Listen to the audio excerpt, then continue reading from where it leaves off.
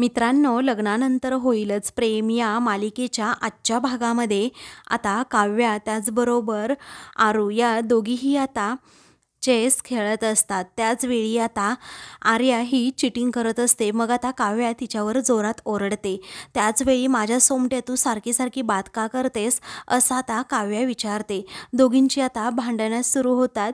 नंदिनी तेथे येत त्या दोघींनाही गप्प करण्याचा प्रयत्न करते, परंतु आपापली बाजू मांडत आता काव्य आणि आरू पुन्हा आता नंदिनीला सांगत असतात आणि म्हणतात की ही चिटिंग खेळतीये। दोघीही एकमेकींवर आरोप करत असतात। तेव्हा आता शारदा ही तेथे येते तर काव्या म्हणते, आई तुझं हे लाडकं शेंडेफळ आहे ना बारकं, त्याला ना तू खूप लाडावून ठेवलंय हा। मग आता शारदा काहीच बोलत नसते। नंदिनीने ओळखलेलं असतं की आईला काहीतरी झालंय, म्हणूनच ती आता त्या दोघींनाही गप्प करते आणि म्हणते की आई अगं काय झालं तुला, तू एवढी अपसेट का आहेस। मग आता शारदा म्हणते, अगं अपसेट असे नाही, तू आपल्या घरात आता शुभकार्य होतंय तर शुभकार्याची सुरुवात ना तू मंदिरात जाऊनच कर, देवीची ओटी वगैरे भर। मग आता नंदिनी म्हणते ठीक आहे जाईल ना आई, त्यात काय एवढंच ना। शारदा म्हणते तसं तर पार्थ आणि तू जावं अशी माझी इच्छा होती, परंतु ते खूप बिझी असतात ना, त्यांना नाही जमणार। नंदिनी म्हणते ठीक आहे। तर शारदा म्हणते काव्या तू जाणार का। मग आता काव्य म्हणते आई अगं माझा अभ्यास वगैरे ते कसं जमणार बरं। तेव्हा आता नंदिनी म्हणते आई मी जाईल एकटी। मग त्याच वेळी आता काव्याच्या मनात आता येतं की जीवालाही तिकडे बोलवावं। मनात आता विचार करून ती म्हणते की आई मी जायला तयार आहे हा, म्हणजे अभ्यास वगैरे मी नंतर करेल, सगळं मॅनेज करेल मी माझं। मग शारदा म्हणते ठीक आहे, पण श्रद्धेने जायचं हा मंदिरात। मग आता काव्य म्हणते हो आई अगं अगदी मी श्रद्धेने जाईल। आरू म्हणते काय गं, आत्ता अगोदर नकार देत होती, अभ्यासाचं कारण सांगत होती आणि आता लगेच जायला निघाली। तेव्हा शारदा आता तेथून जाते तर काव्य म्हणते की गप्प बस ग, असं म्हणून ती लगेच मोबाईल घेऊन बाहेर जाते। दुसरीकडे रम्या आता खूपच चिडलेली असते आणि वसूला ती दोष देत म्हणते की आई अगं मामा मामींसाठी त्यांच्या मुलाचं सुख महत्त्वाचं आहे, परंतु तुझ्यासाठी तुझ्या मुलीचं स्वतःचं सुख महत्त्वाचं नाही आहे असंच मला वाटतं। तू ना असा वेगळाच विचार करणारी आहेस, तुझ्या मुलीचं काहीच घेणं देणं नाही। तेव्हा वसू आता रागातच म्हणते रम्या गप्प बस हा, नाहीतर अशी एक कानाखाली लगावून देईल। तेव्हा रम्या आता खूपच रडते। वसू म्हणते एक गोष्ट लक्षात ठेवायची, आता रडणं बंद करायचं। अगं आता हृदयाने नाही तर डोक्याने काम करायचं। आपण जर असं नेहमी रडत बसलो तर काहीही साध्य होणार नाही। आता डोक्याने काम करायची वेळ आलीये, आता आपण नेहमी कणखर व्हायचंय। हे बघ रम्या आता पार्थकडे जाऊन अजिबात आपण भीक मागायची नाही। अगं उलट तुझ्या प्रेमाने तुझ्याकडे येऊन तुझ्या प्रेमाची त्याने भीक मागायला हवी। आता मी बघतेच पार्थ तुझ्याबरोबर कसं लग्न करत नाही ते, असं आता वसू रागातच म्हणते। दुसरीकडे जीवा काम करत असतो तेवढ्यातच त्याला काव्याचा कॉल येतो। काव्याचा फोन आलाय का, मला सारखी बोलत असते की रात्रीचा फोन करू नको, आता हिच्याकडे ना बघतोच असं म्हणून तो कॉल रिसीव्ह करतोच वाक्य तिला बोलून दाखवतो। तेव्हा ती म्हणते समजलं, ऐक माझ्याकडे ना वेळ कमी आहे आता काव्य म्हणते तू फक्त शांतपणे ऐक हा। मग आता तो म्हणतो की काय झालं ते तर सांग। ती म्हणते की आपण जसं कॅफेमध्ये चोरून भेटतो आणि मग कुणीतरी पाहिली याचं टेन्शन नेहमी असतं, तर आपल्याला ओपनली भेटता येईल अशी आयडिया मला सुचली आहे। मग आता ती म्हणते की हे बघ मी आणि ताई उद्या मंदिरात जाणार आहोत आणि आईने तसं ऑफिशियली सांगितलंय, त्यामुळे तू तुझ्या दादाला घेऊन तिथे ये।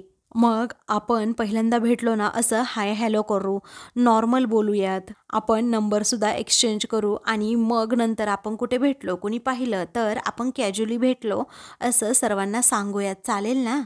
तेव्हा कशी वाटली माझी आयडिया असं काव्य विचारते। तेव्हा तो म्हणतो तशी हुशार आहे हा तू। काव्य आता त्याला ॲक्टिंग करून दाखवते की उद्या कसं कसं बोलायचं। मग आता तो म्हणतो तू ना काव्या खरंच कमाल आहेस। ती म्हणते ठीक आहे आता पुरे झालं तुझं सगळं, एक गोष्ट लक्षात ठेव उद्या मी दिलेलं जॅकेट ना घालून यायचं नाही तर फटके खाशील। मग आता जीवा ठीक आहे असं म्हणतो। तर दुसऱ्या दिवशी पार्थ रूममध्ये काम करत बसलेला असतो, तेव्हा आता जीवा तिथे जातो आणि म्हणतो दादा काय 3-3 प्रोजेक्ट सुरू होणार आहे काय? मग मी खूप एक्साईट आहे आता. त्याच वेळी आता पार्थ म्हणतो कामसुद्धा तेवढं वाढणार आहे, लक्षात ठेव. मग आता जीवा म्हणतो हो रे, ते तर आहेच, काम वाढणार, पण मी आता डेडिकेटली काम करणार आणि तशी प्रार्थनासुद्धा देवाकडे करणार. मग आता देव आणि तू असं आता पार्थ त्याला विचारतो. तेव्हा माझा मित्र आहे ना अवधूत, त्याने सांगितल्यापासून मी काही गोष्टी मनावर घेतल्यात असं आता जीवा म्हणतो. तेव्हा ते गणपती बाप्पाचं मंदिर आहे ना, तेथे जाऊन साकडं घालायचं. म्हणजे कसं असतं ना, आपली पुढची सगळी कामं ही अगदी व्यवस्थित होतात. मग पार्थ आता त्याला विचारतो काय रे, कधीपासून तू हे देवदेव करायला लागलास? मग आता जीवा म्हणतो की कसं असतं ना दादा, तुझं हे असं विचित्र प्रश्न विचारणंच मला अगदी भांबावून सोडतं आणि मग उत्तर काय द्यावं ना कळत नाही. रम्या आता त्या दोघांचं सगळं बोलणं ऐकते आणि त्या गोष्टीचा खूप विचार करते. इकडे आता जीवा म्हणतो कसा आहे ना दादा, तो गणपती नवसाला पावतो, मग मलाही आता काहीतरी मागायचंय, चल ना दादा, चल ना प्लीज, असं तो पार्थला सारखा हट्ट करतो. तेव्हा ठीक आहे जाऊयात असं आता पार्थ म्हणतो. मग आता जीवा खूपच खुश होतो आणि म्हणतो की दादा खरंच तू ना ग्रेट आहेस, आता तू आवरून घे पटकन, मी सुद्धा आवरतो, असं म्हणून आता जीवा बाहेर जायला निघतो. इकडे रम्या आता कॉफीज घेऊन येत असते. तेव्हा आता तो रम्याला जोरात धडकणार असतो, पण स्वतःचा तोल सावरतो आणि म्हणतो सॉरी हां, ही दादासाठी कॉफी आहे ना, जा, दादा थांबलाय कॉफीसाठी. मग आता ही कॉफी ना परफेक्ट तूच बनवू शकते असं जीवा आता तिला म्हणतो आणि लगेच बाहेर जातो. तर रम्या आता विचार करते, गणपतीचं मंदिर तिथे जागृत देवस्थान आहे म्हटल्यावर आता माझ्या पार्थला मला देवाकडूनच मागवून घ्यावं लागेल असा ती आता विचार करते आणि मंदिरात जाण्याचं ठरवते. तर दुसरीकडे आता काव्या ही तयार होते आणि नंदिनीसुद्धा. नंदिनी आता पार्थने गिफ्ट केलेली ओढणी आता त्या ड्रेसवर घेणार असते. त्याचवेळी काव्य आता म्हणते की ताई वाव, खूप छान आहे हा, आजच्या आउटफिटवर मला ही ओढणी खूप सुंदर दिसेल. मग नंदिनी सतत तिला सांगण्याचा प्रयत्न करते की अगं ही पार्थने मला दिलेली आहे, पण आता काव्य काही ऐकण्याच्या मनस्थितीतच नसते. ती आता डायरेक्ट ती ओढणी अंगावर घेते, डायरेक्ट ती ओढणी आता गळ्यातच घालते आणि तेथून जाते. मग नंदिनीला खूपच वाईट वाटतं. तेव्हा ती आता म्हणते की बापरे, आता मी पार्थला काय सांगू, कारण त्यांनी पहिल्यांदाच मला ही ओढणी गिफ्ट केली होती. दुसरीकडे रम्या ही आता पार्थला कॉफी घेऊन येते. पार्थ हा तिच्याकडे पाहतच राहतो. मग ती आपली नजर दुसरीकडे करते. तेव्हा तो आता थँक्यू म्हणतो, परंतु त्या दोघांमध्ये खूप अबोला असतो. तर रम्याच्या मनात असतं की आज काहीही करून मंदिरात जायचं. दुसरीकडे जीवा आता रेडी होत असतो. तेव्हा काव्याने जे जॅकेट दिलेलं असतं ना, ते जॅकेट तो बाहेर काढून ठेवतो आणि ओव्हरऑल माझ्या काव्याची चॉईस खूप छान असल्याचं म्हणतो. त्याचवेळी पार्थ तेथे येतो. मग आता मी रेडी झालोय असं आता पार्थ म्हणतो.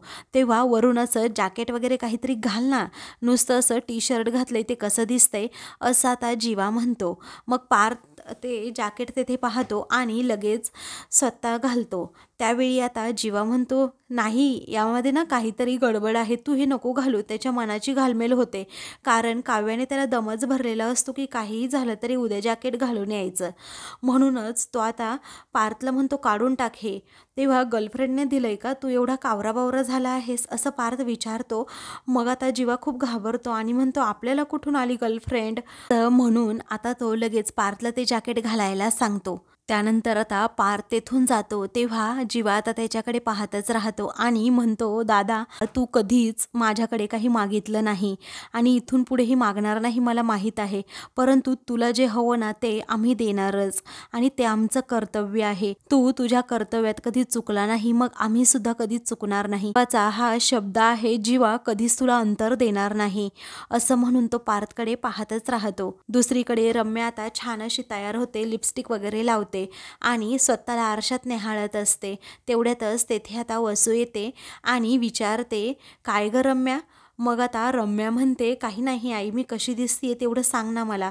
मग आता रम्या तू कायमच अगं सुंदर दिसतेस असं आता वसू म्हणते. मग आता रम्या म्हणते आई तू मला सांगितलं ना गं इथून पुढे छान राहायचं म्हणून, मग आता इथून पुढे मी अशीच छान राहणार, अगदी मस्त अशी राहणार. त्यावेळी याला म्हणतात वसूची रम्या. असं आता वसू तिचं कौतुक करत म्हणते, तू कुठे बाहेर चालली आहेस का असं आता वसू विचारते. मग रम्या म्हणते, हो मी बाहेर चालली आहे मंदिरात, कारण मला जे काही हवं आहे ना ते देवाकडेच मी मागणार, देवाकडेच गारानं आता मी माझं मांडणार, म्हणजे मला जे काही हवं आहे ना ते लगेच मिळेल. मी आता आयुष्यभरासाठी पार्थला देवाकडून मागवूनच घेणार आहे. मग बघूयात की कोण आडवं येतंय ते, कारण माझं प्रेम जिंकणार यावर माझा विश्वास आहे.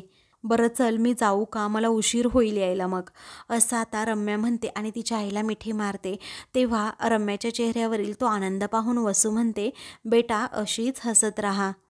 दुसरीकडे नंदिनी आणि काव्या या दोघीही मंदिराजवळ आलेल्या असतात. तेव्हा पूजेचं ताट नंदिनी घेत असते, तर काव्या लगेच बाजूला जाते आणि जीवाला कॉल करते.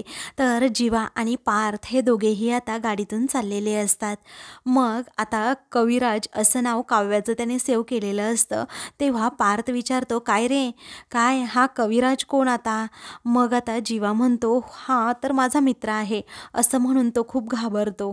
तर आता घाबरतच तो कॉल रिसीव करतो आणि काय रे कविराज, तुझं काय चाललंय असं तो विचारतो. मग आता काव्य म्हणते, आम्ही मंदिरात आलो सुद्धा, तुम्ही आलात की नाही अजून? तेव्हा आता जीवा म्हणतो की हो आम्ही येतच आहे 5-10 मिनिटामध्ये. मग आता त्याची ततपप होत असते. तेव्हा पार्थ सारखा सारखा त्याच्याकडे पाहत असतो. मग आता काव्याबरोबर काय बोलावं ना हे सुद्धा त्याला कळत नसतं, कारण तो खूप घाबरलेला असतो. काव्य म्हणते, हो हो मला आत्ता समजलं, म्हणजे तुझ्याबरोबर तुझा दादा आहे ना, त्यामुळे तू घाबरलास ना, आता समजतंय का? जेव्हा तू मला रात्रीचा कॉल करतो तेव्हा माझ्या आजूबाजूला माझ्या घरचे असतात, तेव्हा माझी किती धांदल उडत असेल रे. आणि आता बघ मला तुझ्या या परिस्थितीवर ना खूप हसू येते, कारण तुझी जी काही तिकडे धांदल उडाली असेल, जी बोलती बंद झाली असेल ना, त्या माझ्या पाहण्यालायक असेल, बरोबर ना? मग आता जीवा नुसताच आपला हसत असतो आणि काही पण बोलत असतो. पार्थ म्हणतो, काय चाललंय काय अरे तुझं? त्यावेळी जीवा म्हणतो, काही नाही, कविराज बरोबर बोलतोय. मग आता काव्या विचारते की काय रे, तू मी दिलेलं जॅकेट घातलं का? मग आता त्याला काहीच बोलता येत नाही. म्हणते, काय रे, नाही तेव्हा एवढा बडबड करत असतो, आता का बोलती बंद झाली तुझी? मग आता जीवा हसतच म्हणतो, नाही मी माझ्या पार्थ दादासोबत आता मंदिरात चाललोय, ठेवू का फोन असं जीवा विचारतो. मग आता काव्या म्हणते, ठेवला ना तर बघ मग. त्यावेळी तो म्हणतो, बोल बोल, तुला काय बोलायचं असेल ना तेवढं बोलून घे, मी मंदिरातून आल्यानंतर तुला पुन्हा कॉल करतो, असं म्हणून तो पटकन फोन ठेवतो. त्याचवेळी काव्या आता खूप हसत असते. दुसरीकडे विक्रम त्याच्या रूममध्ये असताना तेथे वसू येते आणि विचारते, आतमध्ये येऊ का?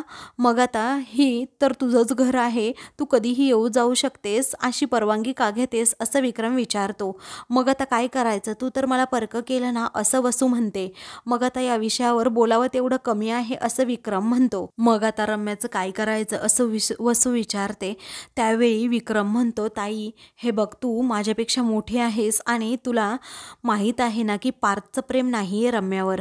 मग आता रम्या पार्थशिवाय नाही राहू शकत, तुला कळत नाही का रे, असं आता वसू अगदी तळमळीने म्हणते.